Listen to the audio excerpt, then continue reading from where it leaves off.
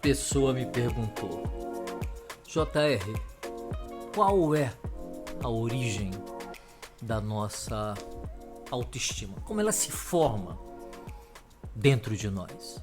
A gente ouve falando toda hora que alguém tem uma autoestima baixa e que é necessário ter uma autoestima ok, né? E a autoestima ok diz para você quem você é, o que você merece, o que você se julga merecedor, o que você busca, o que você diz não. Não quando você percebe que aquele comportamento, aquela pessoa atenta contra o auto-amor que você tem por você. Um auto-amor positivo, oriundo verdadeiramente do narcisismo primário, mas destilado numa função positiva, onde o ego se experimenta como tendo valor. Ele não está inflado para cima, né? Sou o melhor de todos, e não está inflado para baixo. Eu não mereço nada, então qualquer coisa que chegue aqui está ótimo para mim, está ok para mim. Ele não se encontra nos extremos, ele se encontra eutímico, ele se encontra equilibrado. E isso é dado pela autoestima. Agora, como se forma essa autoestima? Porque às vezes a pessoa é bonito ou bonita, a pessoa tem uma condição econômica ótima, né? A pessoa tem um trabalho, inclusive profissional de sucesso, mas a vida afetiva dessa pessoa é marcada por tribulações. E você não compreende, por exemplo, né, como uma mulher bonita e bem-sucedida pode se submeter a uma relação abusiva com um homem que explora, né, de uma maneira danosa para a própria personalidade dela. Então é muito importante que a gente entenda que sucesso profissional não coincide obrigatoriamente, deveria, mas não coincide obrigatoriamente com sucesso afetivo. Alguém, por exemplo, pode ser simples, pode ser bem modesto em suas condições materiais, né? Por exemplo, imaginemos uma pessoa que trabalha como caixa num supermercado, é uma pessoa simples, né? Trabalha como diarista nas nossas casas, é geralmente uma pessoa simples. Não obstante, essa pessoa pode ter uma autoestima ótima, de não se permitir viver nada que a ofenda, que a humilhe, que a destitua, né, do seu amor próprio. Então é uma pessoa que tem posicionamento, sabe se colocar. Ela não vive de migalhas, ou ele não vive de migalhas, né? Então, como é que essa autoestima então se forma dentro da gente, né? Eu digo sempre que nós viemos num mundo indiferenciado, nós viemos de uma fusão, né? Quando a gente encarna, né, no interior da barriga de nossa mãe, sob a forma de um feto, depois um bebê, né, a gente ainda não tem consciência de nós mesmos. Você se lembra quando você estava dentro da barriga da sua mãe? Eu não me lembro. A maioria esmagadora das pessoas não se lembram, né? As pessoas podem até fantasiar através de o uso de um alterador de consciência ou um estado holotrópico de consciência, né, induzido por drogas abusivas, né? Achar que está lembrando, mas não há garantia de que aquela lembrança é a reprodução literal de um momento histórico vivido por aquela pessoa. Pode ser uma fantasia que a pessoa tenha. Aquilo pode ser a condensação de uma série de imagens que aquela pessoa viu ao longo da sua vida, e pode até ser um desejo dela que fosse assim. Então é improvável que a gente consiga lembrar da fase que nós estivemos dentro da barriga da nossa mãe. Mas estivemos, esse é o fato. Estivemos ali e não podemos lembrar. Quando nascemos, quando saímos dali de dentro, né, é o nosso primeiro trauma positivo, né? É importante notar que o trauma, né, é uma realidade positiva também.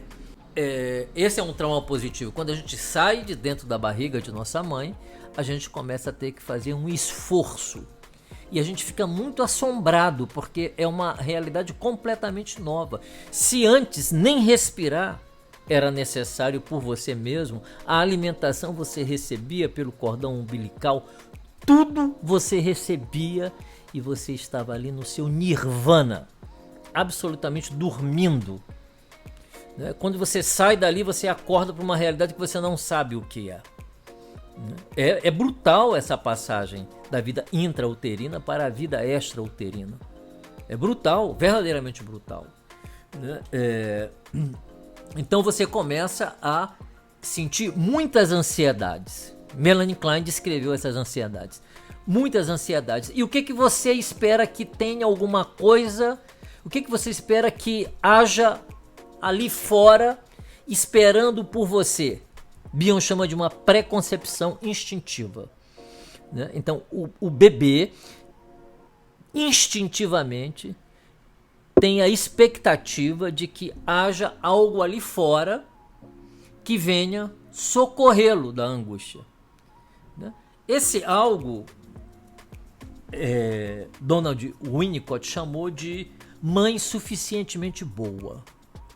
Então, essa mãe suficientemente boa, ela é capaz de receber essa angústia do bebê dentro dela, né, e transmitir para o seu bebê uma paz importante para que ele gradualmente vá se relacionando com a realidade. Né? Nós sabemos, do ponto de vista psicanalítico, que o ponto de fixação das psicoses, incluindo o autismo, né, é aí.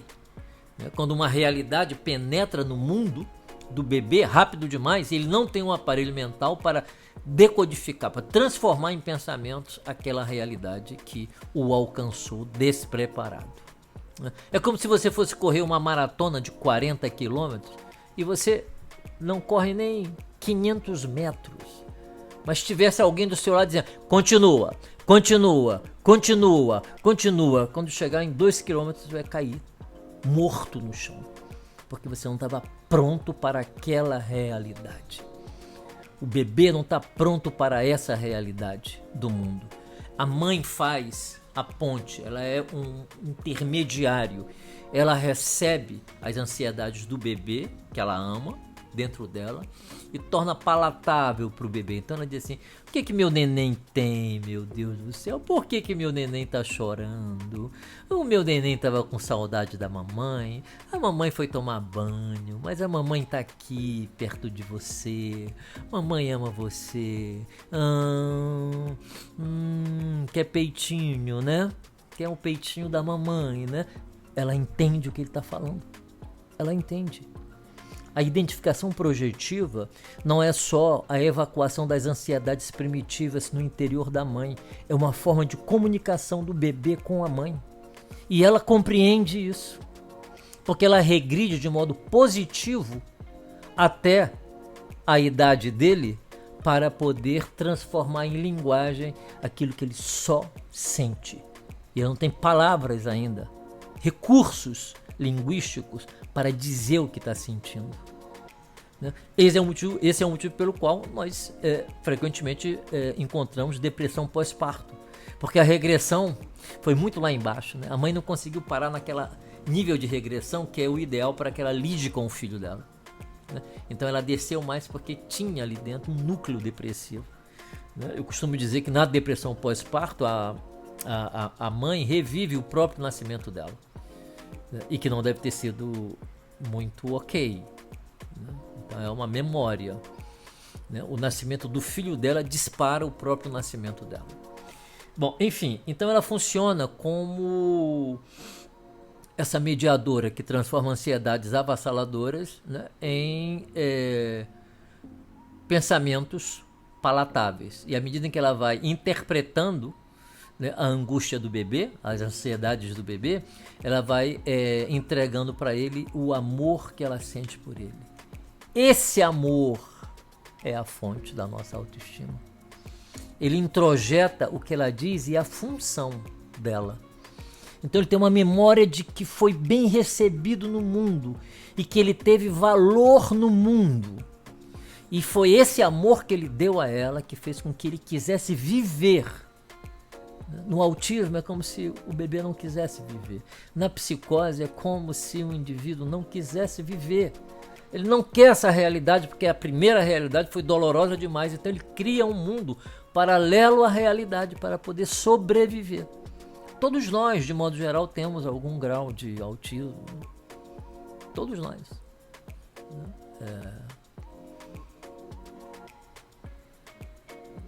Se me chamarem, por exemplo, para fazer alguma coisa que eu não gosto de fazer, e poucas coisas eu gosto de fazer, né? Eu vou encontrar um meio de me safar, porque eu quero gravar meus vídeos, porque eu quero ler, porque eu quero estudar, porque eu quero conversar comigo mesmo, porque eu quero escrever, né? Porque eu quero trabalhar, né? O trabalho, para mim, é a minha grande terapia. Embora eu faça análise, né? O trabalho é uma grande terapia para mim. Eu não poderia fazer qualquer outra coisa na minha vida a não ser psicólogo. Então todos nós temos, né? Eu fico aqui no consultório muito tempo, né? Eu frequentemente durmo aqui, né? Então a minha filha fala: pai, você vive dentro de uma concha autística, né? Mas eu fico bem dentro dessa concha, e eu acho que eu tenho que ter algum contato com a realidade, né? Porque eu trabalho, pago minhas contas, né? Gosto de andar na minha moto, gosto de andar no meu carro, né? Gosto de uma porção de coisas, verdadeiramente um pouco sozinho para o olhar do mundo, não para mim, porque tem sempre muitas coisas dentro da minha cabeça acontecendo e eu fico entretido com essas coisas, me sinto então acompanhado de muitas ideias, né? Então o que eu quero dizer com isso é que todos nós, de alguma maneira, temos algum grau de autismo, que é aquele lugar em que você não quer que ninguém penetre ali e nem você quer sair dali, mas você tem um bom diálogo com a realidade. Isso é diferente da psicose autística ou do espectro autista. Por isso que tem um espectro, né? Quer dizer que tem autismo leve, então, mas tem o autismo severo, aí verdadeiramente é uma psicose, né? E é uma proteção, é por isso que é uma concha protetora, né? E por quê? Do ponto de vista psicanalítico, porque não houve, né, um seio bom ali fora, um holding adequado, uma mãe suficientemente boa que dissesse: pode vir, o meu amor sustenta você. Então a fonte da nossa autoestima é o quanto de amor nós podemos experimentar. Isso quer dizer, no início da nossa vida, isso quer dizer que uma mãe que deu amor pode ter sido sentida pelo bebê como alguém que não tenha dado amor? Pode. Todos os psicanalistas falam da constituição de cada um de nós. Às vezes nós recebemos todas as coisas que nós na psicanálise dizemos que faz falta se nós não tivermos recebido, e ainda assim se estabeleceu, né, um transtorno qualquer. Então essa não é uma afirmação infalível, mas é uma afirmação confiável, né? Se a gente não recebe, né, esse amor materno inicial, amor materno pode ser da mãe, mas pode ser também do meio ambiente ou das pessoas que fazem essa função materna, né? Então, o sentimento que fica dentro da criança é de que ela não é amada, de que ela não tem importância, de que ela não tem valor. E aí ela pode se tornar muito agressiva, querendo que o mundo valide ela no mundo adulto. Então pode ser uma pessoa muito competitiva, muito raivosa, tem que ser admirada, né? Os narcisistas sabem bem disso. Tem que ser admirada, tem que roubar a cena, tem que chamar a atenção, tem que ter poder, né? Porque elas precisam ser validadas. Exatamente o que não aconteceu quando deveria ter acontecido. O exibicionismo grandioso do bebê precisa ser validado pela mãe, né? E à medida em que ele vai amadurecendo, né, ele introjeta uma quantidade de amor suficiente para perceber que existem outras pessoas no mundo, né? E como ele tem gratidão pelo que ele recebeu, ele quer compartilhar os bens do objeto primário da vida dele, que foi o amor que ele recebeu da mãe. Quando a gente recebe amor, a gente quer compartilhar. Isso é um dado muito importante, Quando a gente sente que recebeu o amor, a gente não consegue reter esse amor só para si. A gente não consegue usurpar do outro a pele do outro, porque o outro tem que provar que me ama. O outro está todo o tempo sob prova. Então eu exijo atenção, exijo isso, exijo aquilo, né? Exijo disponibilidade incondicional do outro, porque a pessoa pode estar dentro de, sei lá, um Rolls Royce, uma Ferrari, né? E essa capa externa ser uma representação, né, de mesma intensidade, né, do sentimento de inferioridade. Né? O que temos ali de belo e que poderia ser aproveitado, claro, né, uma Ferrari, porra, né, lindo, né? É só uma compensação de um sentimento horrível e um desejo de ser validado pelo mundo, porque não foi validado quando nasceu. Então a origem da nossa autoestima, a autoestima é uma memória, é uma lembrança de que eu fui amado, uma lembrança de que se eu fui amado, eu não aceito qualquer coisa que não seja amor por mim. Eu não obrigo ninguém a me amar, mas também, né, não me coloco em situações onde o outro, né, me expolia, me machuca, me assedia com grosserias. Né? Eu não fico refém, né, do complexo de inferioridade, na esperança de que em algum momento, quem sabe, aquele cara ou aquela mulher sejam capazes de reconhecer, né, o meu valor e a minha importância. Eu não ando com um pires na mão, mendigando atenção e afeto, porque há amor suficiente dentro de mim que faz eu perceber que eu tenho valor, né, que eu posso, que a vida é boa, que a vida pode dar certo sim, e que dar certo ou não dar certo depende de cada um de nós e das memórias que nós guardamos dentro de nós. Eu me lembro que em alguns momentos difíceis que eu passei na minha vida, eu lembrei de uma frase que minha mãe me disse. Do nada essa frase veio. Eu era garoto, talvez tinha 9 anos. Eu estava deitado no colo dela, a gente estava conversando. E eu não sei porquê, não lembro qual era o contexto. Ela disse assim: meu filho, eu queria te dizer que eu e seu pai desejamos muito que você tivesse nascido. Eu devo ter gostado muito de ter ouvido isso, né? Eu não me lembro, aos 9 anos, qual foi a importância que eu dei a essa frase. Né? Provavelmente nenhuma, porque eu não me lembro de conversar com minha mãe sobre essa frase. Mas muitos anos depois, já no início da minha vida adulta, 23, 24, 25 anos, né? Durante o meu processo de análise com o meu saudoso analista e amigo, Carlos Byton, eu me lembro que essa frase veio, né? Estava me sentindo muito, muito ruim, muito mal dentro de mim, né? Estava muito perseguido, né? pela minha sombra. Né? E aí um belo dia eu me lembrei dessa frase. E ela funcionou como uma espécie de sol brilhante na minha vida. Estou lembrando disso 40 anos depois. Né? E essa é uma daquelas memórias que a gente guarda para a vida toda. E ela tem um poder de restauração extraordinário. Né? E teve naquela ocasião, isso foi muito conversado. Né? Então, essa fagulha de amor. Aqui eu vou avançar mais, um pouco mais. Né? Mesmo que as coisas tivessem dado errado na vida de alguém, se essa pessoa é capaz de lembrar uma só fagulha de amor, que pode ter sido por um animal da casa, há todas as chances dessa pessoa conseguir atravessar o seu deserto. Lembra do centurião?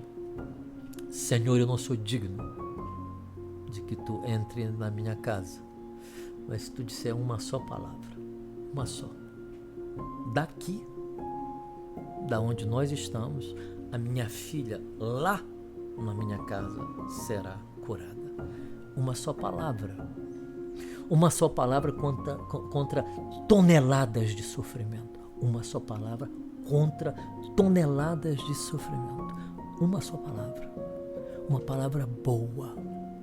Uma palavra que edifique a alma. Uma só palavra.